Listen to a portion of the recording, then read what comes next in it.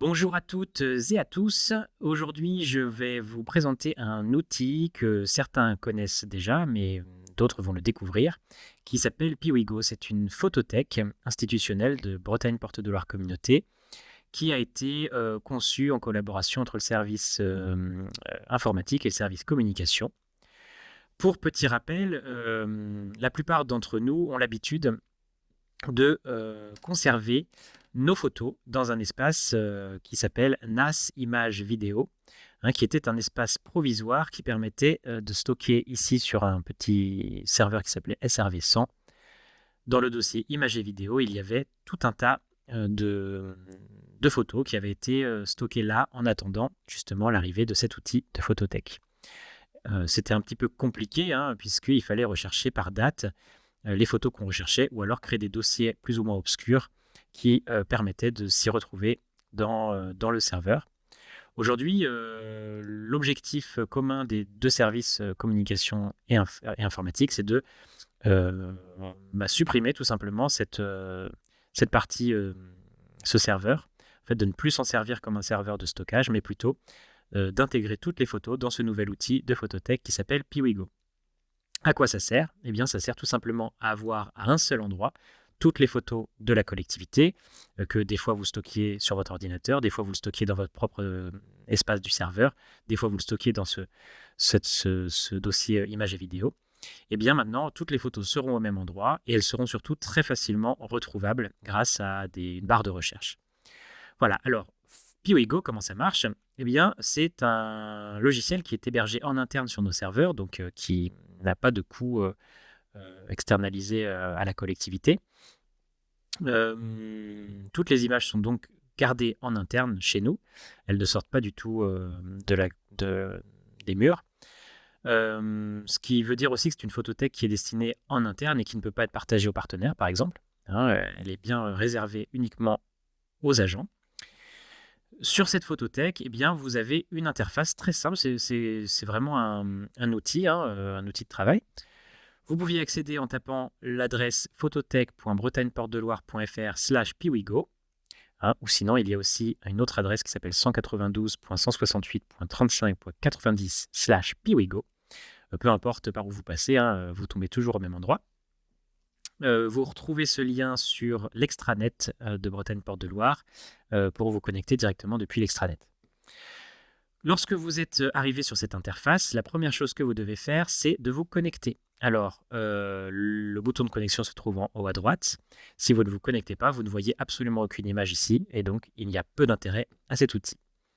Pour vous connecter, eh bien, il vous faut un nom d'utilisateur et un mot de passe. Ces noms d'utilisateurs sont en fait attribués non pas par personne, mais plutôt par service.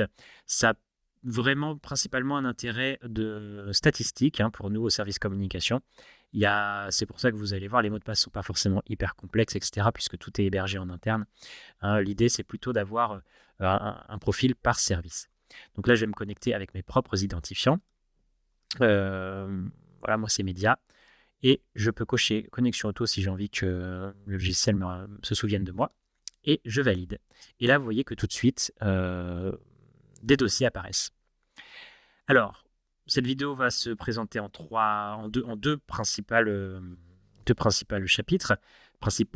Il va y avoir déjà comment rechercher des photos dessus.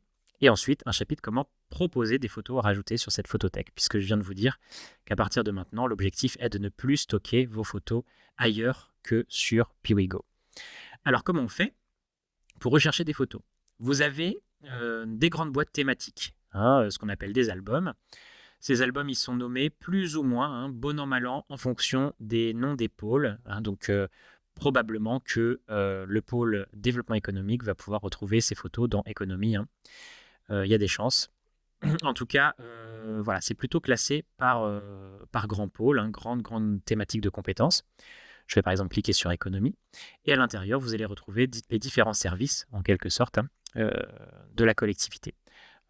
C'est plus ou moins toujours le cas. Par exemple, ici, j'ai rajouté les gens d'ici, qui sont les portraits qui sont réalisés par Service Communication dans le cadre du d'ici, afin que ça puisse servir au développement économique, puisque beaucoup de ces portraits sont des entreprises, ou des associations, en tout cas du territoire, qui portent des initiatives. Vous avez ici la boîte plutôt tourisme, ici plutôt la boîte développement économique, etc. Et quand vous recliquez encore dedans, eh bien, vous avez toutes les photos en lien avec ces thématiques qui apparaissent. Voilà, donc ça, c'est une façon de chercher des photos, hein, donc par album. Je vais aller par exemple dans la boîte Solidarité Emploi. J'ai envie de voir les photos de nature et transition. Eh bien, toutes les photos qui ont été faites à ce sujet apparaissent ici. Je cherche un bâtiment. Je vais chercher dans la boîte infrastructure, bâtiment. Et là, je peux retrouver par exemple ici le musée Aulnet. Voilà.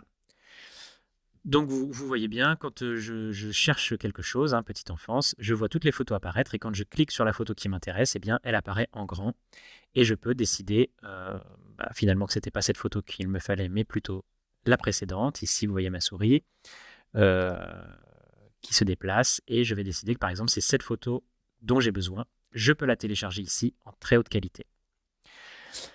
Ça me permet de vous présenter que les photos sont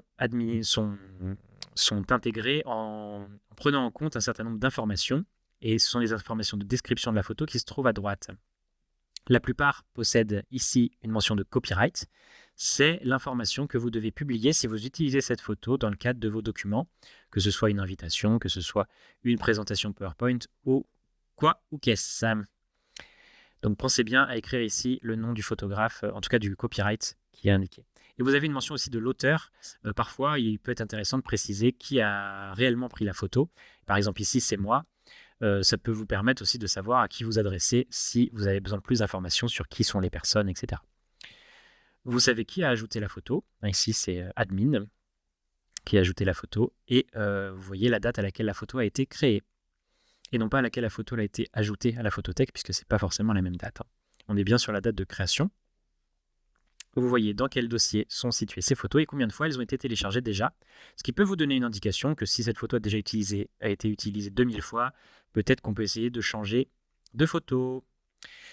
Je vous ai dit que si vous cliquez sur télécharger la photo, comme par miracle, vous téléchargerez la photo, mais elle sera en très haute qualité. Si vous avez besoin d'une qualité un petit peu moins grande, vous avez ici une petite disquette des années 80. Vous cliquez dessus et vous pouvez par exemple prendre XXL énorme, qui en réalité n'est pas si énorme, hein, puisqu'elle est très bien adaptée pour les usages web ou les petites présentations, etc. Vous pouvez prendre ça, ça vous fera un fichier un peu moins lourd et plus facile à intégrer dans vos présentations. Voilà, vous pourrez expérimenter d'autres petites fonctions ici de sélection des photos. Par exemple, vous pouvez indiquer que cette photo fait partie de vos favoris et du coup, votre service aura toujours cette photo sur elle. Vous pouvez aussi créer des collections de photos. Si vous créez une nouvelle collection, ça vous permet par exemple de préparer une boîte pour envoyer cette série de photos à un partenaire, par exemple. Vous allez, par exemple ici sur les cantines à la Noé Blanche, je pourrais faire une collection qui contient toutes les photos de ce reportage et l'envoyer au maire de la Noé Blanche. Voilà, c'est une possibilité grâce à la création des collections ici.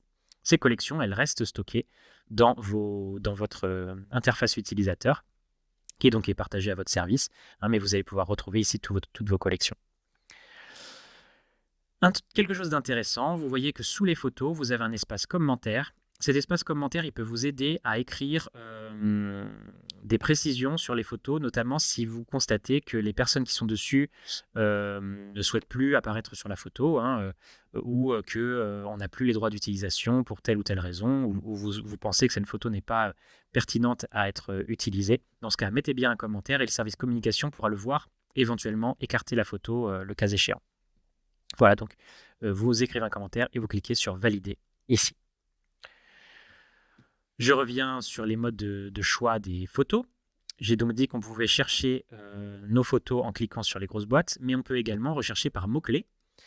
Quand vous allez cliquer ici sur le champ de recherche, vous allez pouvoir taper un mot-clé, par exemple centre aquatique, hein, c'est donc 2 mots-clés. Et donc, le logiciel va chercher dans toutes les photos quelles sont celles qui, parmi à la fois le nom du fichier, la description, toutes les informations qu'on a pu rentrer sur chaque photo, eh bien, est-ce que dans ces informations, il est écrit centre et aquatique. Donc, vous allez faire entrer et vous allez trouver ici toutes les photos où, quelque part, de près ou de loin, il est écrit centre aquatique. Voilà, ici, on peut retrouver par exemple la réunion publique du 29 mars 2022 où Vincent Minier présentait le projet de centre aquatique aux habitants.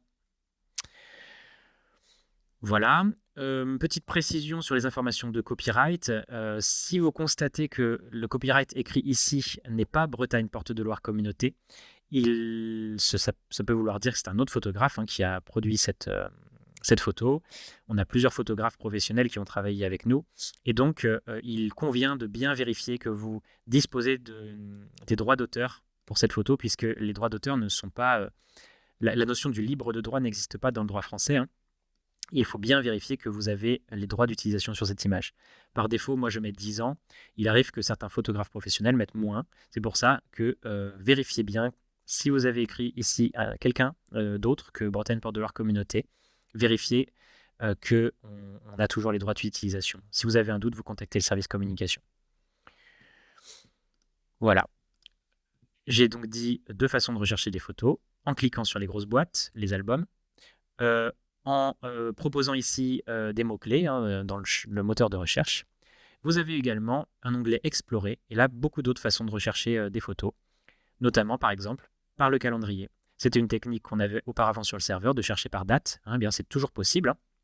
Vous allez chercher, par exemple, une photo de 2024, par exemple en mai. Eh bien, vous avez le calendrier qui s'affiche, et vous allez pouvoir cliquer sur toutes les photos du 22 mai. Voilà.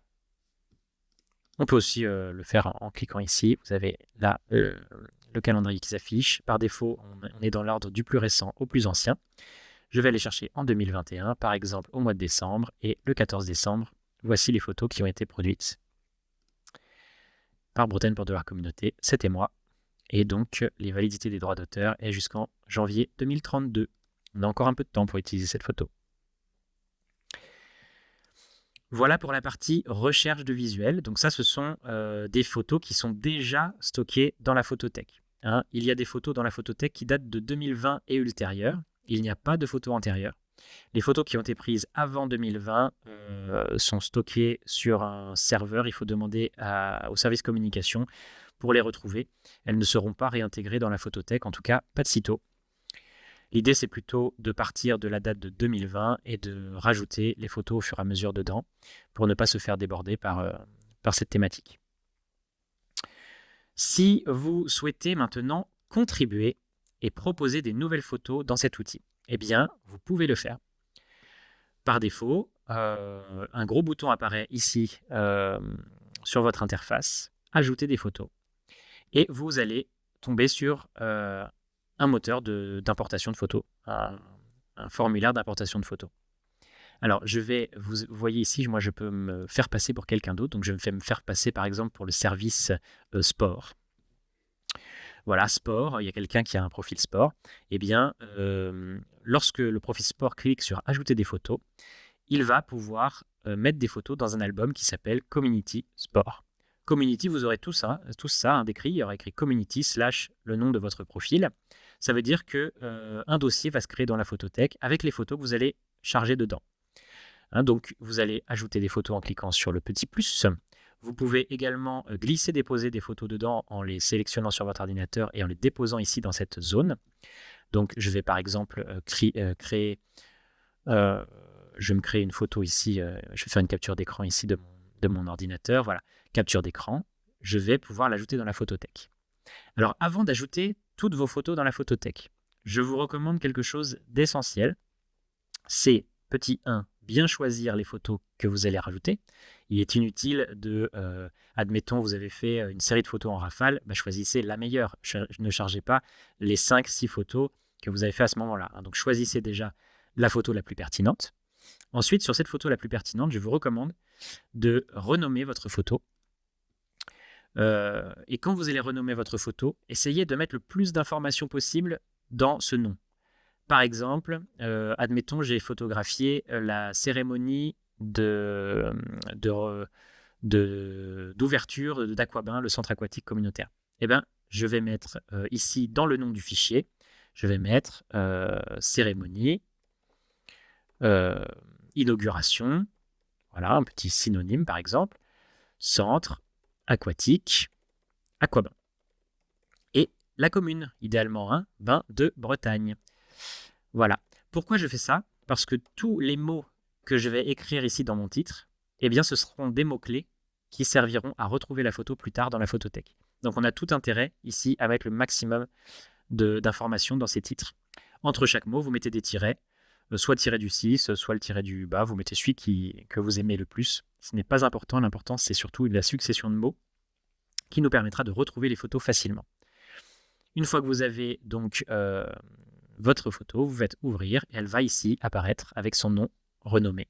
Je vous demande vraiment d'éviter de mettre la photo sans la renommer puisqu'on la retrouvera beaucoup moins facilement derrière.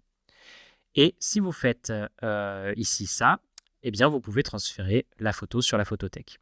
Alors l'idéal, c'est de cliquer auparavant sur définir les propriétés. Et là, vous allez pouvoir bien donner un nouveau titre aussi à votre photo, voire même une description. Dire, bien voilà, la photo parle de la cérémonie du XXX janvier 2024 à Bain-de-Bretagne, etc., etc. Et là, c'est pareil. Tous les mots que vous allez rajouter ici vont servir de mots-clés. Vous pouvez mettre, par exemple, en présence de Vincent Minier, président. Voilà. Et tous les mots, eh bien, serviront à conserver, à retrouver vos photos. Dans Auteur, vous pouvez écrire si c'est vous qui avez fait la photo, si c'est quelqu'un d'autre. Hein, vous pouvez préciser ici le nom de l'auteur. Je vous recommande même de le faire, puisque ça nous permet derrière de rechercher par auteur. Vous cliquez sur démarrer le transfert et ça y est, la photo, elle est sur la photothèque. Comment je le sais? Eh bien, dans les albums, vous allez voir apparaître une case Community, qui n'aura pas forcément cette photo en premier lieu. Hein. Et si vous cliquez dedans, vous allez trouver une rubrique avec écrit votre nom. Et bien voilà, la photo qu'on vient d'ajouter, elle est là.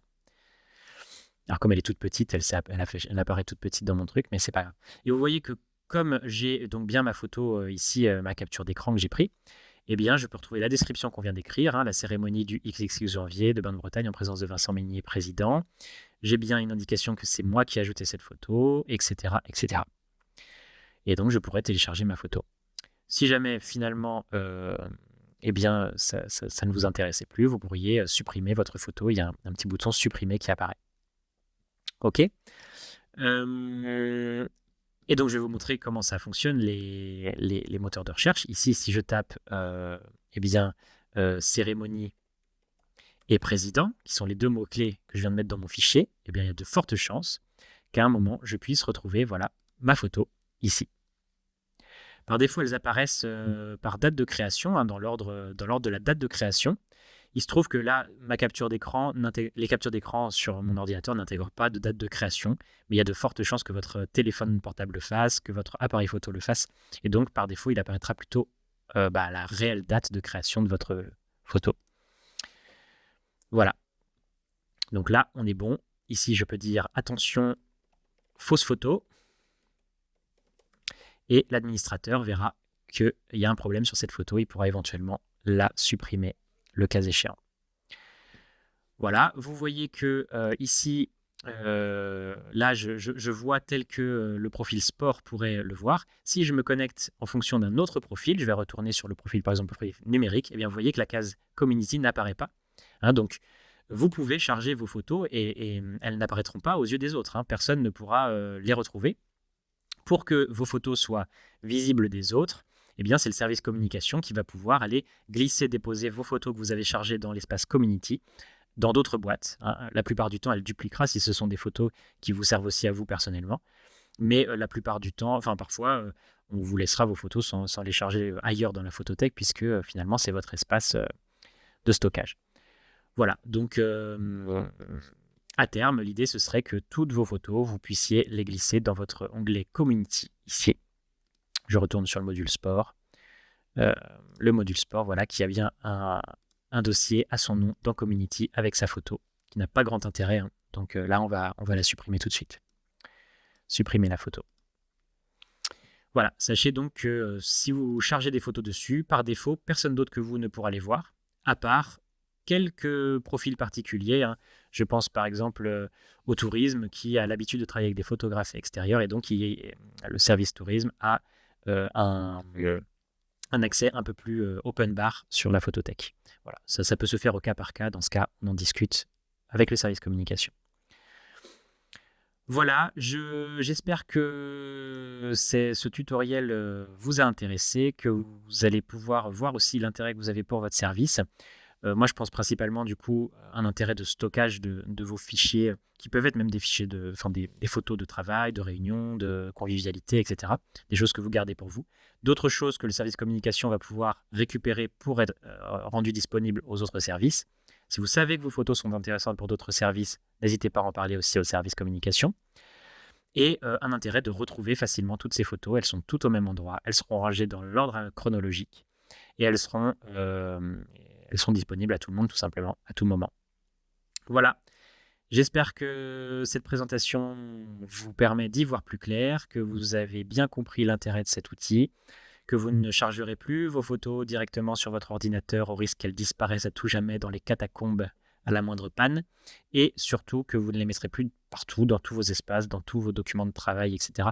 Puisque le problème, c'est que les photos, ça pèse très lourd, et quand on les dissémine un peu partout, même si on n'a pas l'impression qu'il y a peut-être 1 ou 2 photos par dossier, en réalité, si vous avez cumulé tous les dossiers que vous avez sur votre ordinateur, eh bien, ce sont des photos que vous ne retrouverez jamais et pour lesquelles personne d'autre ne pourra les exploiter. Donc, c'est un peu dommage. Voilà, n'hésitez pas à vous saisir de ça. Vous voyez, c'est très simple d'utilisation. Je clique sur ajouter des photos. J'ai qu'une possibilité, de toute façon, ça va tomber dans ce dossier. Et donc, je dépose ici mes photos directement dans la photothèque. Et elles sont utilisables. Je les recherche par mots-clés, par boîte ou par une autre façon que j'ai envie. Voilà, je vous laisse farfouiller un petit peu. De toute façon, vous risquez pas de faire de bêtises avec cet outil. Il est simple et il est intuitif. Merci à toutes et à tous. Je vous souhaite une bonne continuation sur Piwigo. Profitez bien, allez découvrir ce qu'ont fait les autres. C'est toujours sympa d'aller voir les photos des autres services. Et eh bien, à bientôt. Ciao, ciao, ciao.